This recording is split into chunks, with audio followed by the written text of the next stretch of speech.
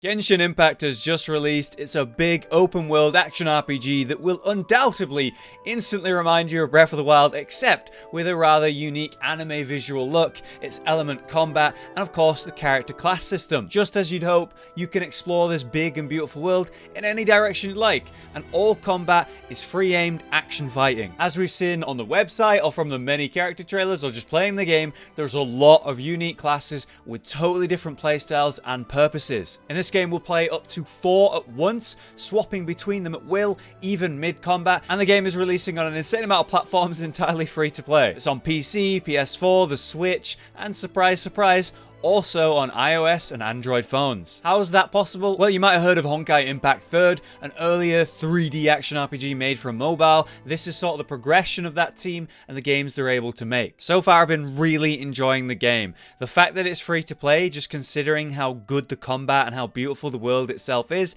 crazy. At first glance, you might just look at it and go, hey, this is a Breath of the Wild clone with an anime skin, which is fair enough. It does come off that way at first. But God, what the game brings to the table is so good, really unique, and well worth your consideration. The game does have a lot of positives, and I'm going to talk about them today, but there's also a massive elephant in the room that we're going to have to get to, and I need to warn you about. So, let's get started. Firstly and foremost, mother of God, look at this game. It's visually incredible, from the intense colors to the awesome, massive landscapes, the VFX, the combat abilities, the many elements of the game, the clothing of all the characters and their different designs, or just looking at the sunset casting the world in orange. I haven't started up a game and just stopped instantly to look around me quite like I did in this one in a while. Alright, so that gushing is out of the way. Let's actually talk about the combat, because that's probably the best thing. The combat has a lot of different mechanics, but the core of the world functions on an element system. Many enemies just have their own element that they'll use for both offense and defense, whether it's a magic dude with his powerful ice shield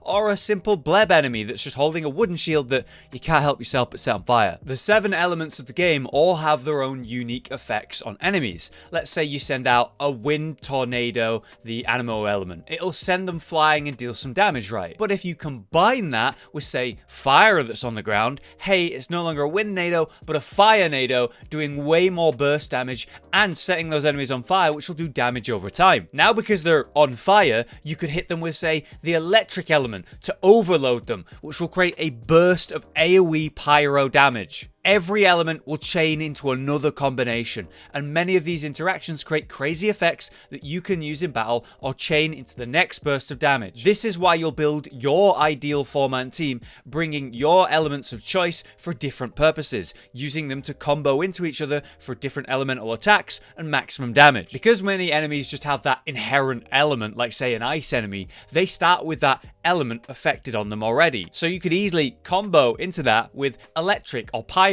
over and over. So you'll constantly be thinking about what element the enemy has or what element it's currently affected by and how to chain that to your advantage, turning what could be an enemy's strength straight up into their weakness. It's really good. On top of this awesome element system though are the weapons, all coming with their own melee or ranged attacks, with 5-hit combos that deal more and more damage the further you make it into the combo, or special heavy attacks for burst damage, which you can weave in combos too. Different characters use different weapon types, and each character also has their own element from one of the 7. Depending on their skill set, they could have elemental effects on their basic attacks or on their special abilities instead. So let's talk about the characters next, because they're a huge part of the game. At launch, Genshin Impact has a whopping 24 characters that play completely different from one another. Even the characters who use the same elements, let's say Amber and Diluc, who are both fire types. But in this case, Diluc uses claymores for heavy melee combat, and Amber uses a bow for ranged agile combat. They play and feel completely different, even though they're both using pyro effects, but in different ways, and their special abilities come in unique forms too. As mentioned, in this game, you'll run a party of 4 at any one time, right? Easily able to swap between them at will, even mid-combat, which is how you set up and chain those elemental combos. It feels completely natural, which is great, because I thought it would feel awkward or clunky originally. It's so smooth that you could literally juggle an enemy and then swap to a new character and just keep juggling them. All the characters are fully voiced and come with their own stories and interactions with the world, part of questing or their hometowns. But to start with, you'll have your main character who has their own unique wind element, allowing you to use the environment to grab other elements and send it back at enemies in sort of combination. But after a few of the main quests, you'll unlock Amber for the pyro abilities, Kaya for cryo freezing, and Lisa for electro magic. This will be your first 4-man team, which elements all work well together. But we can quickly unlock more characters through, say, the gacha system or the main story or current events, depending on what's going on with the game. After that though, you'll be choosing your preferred 4-person team for their abilities and their elements, trying new combos and getting the most out of them where you can. You can also create multiple different teams for other purposes and swap between these teams at will easily too. The characters each come with their own unique constellations for long-term progress as well. These are basically the skill trees or the skill system of the game, unlocking new passives or abilities which modify and change how the kit works, which can be massive and entirely change the way they play. And finally, all characters have a weapon and 5 artifact slots for their equipment slots. These can be matched up for set bonuses and both enhanced for more raw power, or even refined for greater potential thanks to the star rating system. So you've got 24 characters with different elements, 7 different elements, combat styles, weapons and artifacts, all to manage and improve on top of the constellations for your long-term builds. It's a lot to manage and work on, always giving you something to focus on outside of the world and the questing too. So let's talk about that part of the game. The game is set in this beautiful and obviously huge world to explore, and a major part of the appeal and fun of the game is exploring that land. The main story will take you around the regions with cinematics and lots of character interaction and dialogue, ongoing lore, whether it's your main character who's searching for their sibling, or the many characters you work with and what's going on with them and their factions or home. There's a lot of side quests in the world too, with random people you'll find and help out, and an overall level called adventure level to manage too. The adventure level can restrict you at times to encourage you to go out and do some side stuff before you continue to progress with the main story. Littered throughout the world though are many secrets and rewards to those searching every detail of each area. Could be a puzzle, could be hidden enemies, could be secret areas, could be hidden loot, mini bosses to fight, all providing lots of adventure level XP. Just as you'd expect, we'll be able to climb up insane heights, swim around the waters, glide around the world just like Breath of the Wild, and find, of course, secret temples with gauntlets and challenges, aka the shrine system. There's also mini challenges though around the world, like kill X enemies with ramping difficulty within a small window, or reach a target through an obstacle-filled area quickly. Maybe you just want to do some cooking for healing items or buffs. It's a well-populated world though, with a lot to find and tons of use with every item you pick up. Even duplicate equipment can be merged into more valuable states, and the many plants and wildlife can be used for recipes. It feels very dense for the things that you can find and do, or hey, just ignore if you don't want to do it. Finally, the game also has online co-op. At level 16, I believe, you unlock the ability to play with others online and join their worlds and have them join yours. What's really cool about this, from what I've watched, is the fact that you can't swap characters as much or at all, depending on your party. So the party size is 4, right? And you could play with up to 3 other people online, which would fill the party out.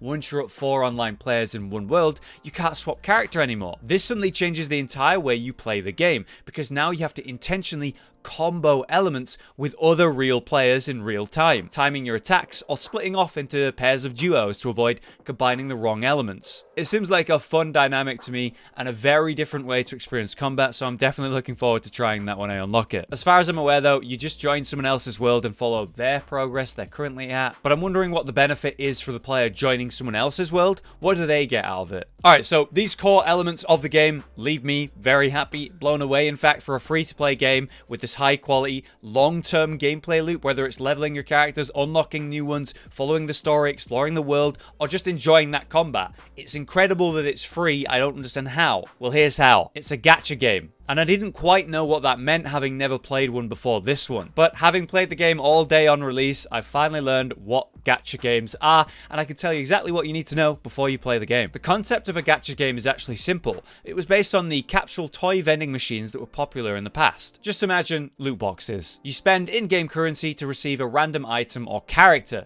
Naturally, you earn the currency through gameplay over a long period, or you can spend real-life money, lots of money, to get it instantly instead. This is essentially video game gambling, and some people love this shit, just like some people love real-life gambling, while others, and I'm probably in this boat, don't really like this stuff. Here's how it works in Genshin Impact though. There's 4 packages you can roll on to begin with. Each contains a roster of characters and weapons. You can convert the gems you earn through gameplay into wishes, and then you spend those on the package of your choice. These packs all have characters and weapons in them, but are buffered by lower quality weapons that you'll more commonly get while 4 and 5-star weapons or characters are the rarer, harder to get pulls. Your pull chance on, say, a 4-star is something like 5%, while the chances to get a 5-star is something like 0.6%. Yes, we're talking hundreds of rolls to get everything you want. Players, the majority of the time, are trying to get characters from these rolls, so you'll be needing a 4-star or higher in these cases,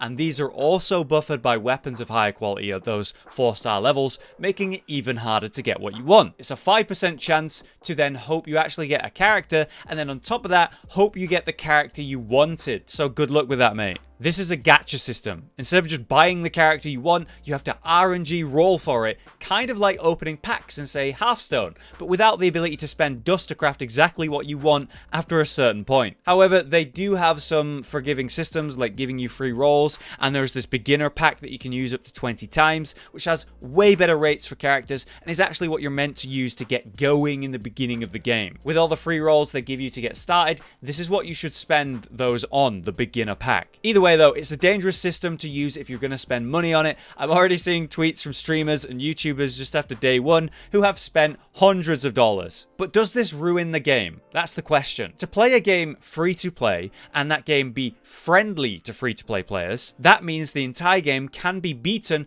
without you spending any money. While a pay-to-win game means exactly what it says. You need to pay money to beat the game. In a PvP setting, that would be an unfair advantage over other players. Or in a PvE setting, it's just walling you out from content. This gacha system is more like pay to progress faster and unlock the strongest or favorite characters quicker. You can acquire everything over a long period as a free player, or beat the game happily with the very weakest of characters if you want. If someone is paying to progress, it doesn't exactly affect your game and world, or stop you from doing everything the game offers in this case. The real power of the characters comes from the constellations, which is requiring time investment, not necessarily money. So as a new player, you can completely ignore this system and just play the game, or earn the free rolls and use those to get some characters and equipment whenever you've earned enough to roll and engage in the current event. While as a paying player, it's a little crazy to engage with this. It's like a money black hole because of all the RNG involved. Just because you paid money doesn't mean you'll get who or what you want exactly. Worst case scenario is you use all your free rolls and get no characters or anything you wanted. So you can just make a new account for free and try again, which is actually what a lot of people do in gacha games. So should you play this game? At the core of it, this is an incredible free-to-play game. It is well worth your time if you are remotely interested, because it costs you nothing to try it, right? It's a beautiful world with great characters and a very satisfying element combat system. That character party swap system, and hey, it's all set in a great Breath of the Wild style land to explore. You do need to be wary of the gacha system though, and be informed and understanding of what it is. But due to it being a pay to progress in most part game, it doesn't stop you from enjoying the game and earning what the gacha offers without spending any money. I've been blown away by the quality of this game while having a bit of concern for the gacha system and if that might ruin the game. It's certainly there, it is certainly weird, but it exists because people engage with it, and people do enjoy it. But that doesn't stop me from playing and enjoying the entire game without involving myself with it, more than, say, the free rolls that I earn by playing the game. But there you have it. Genshin Impact. What a game with so much to consider. As my first game with a gacha system, it's been a lot to take in so that I could talk about it in this video in the simplest manner possible, so I hope this helps someone. But I am loving this game, and I can't wait to play more and try some multiplayer as soon as possible. What do you think about Genshin Impact? More people in my stream community have been using gacha games than I ever realized, and they've been helping me understand it. For now though, I've been Hollow, you've been you, and I'll see you next time.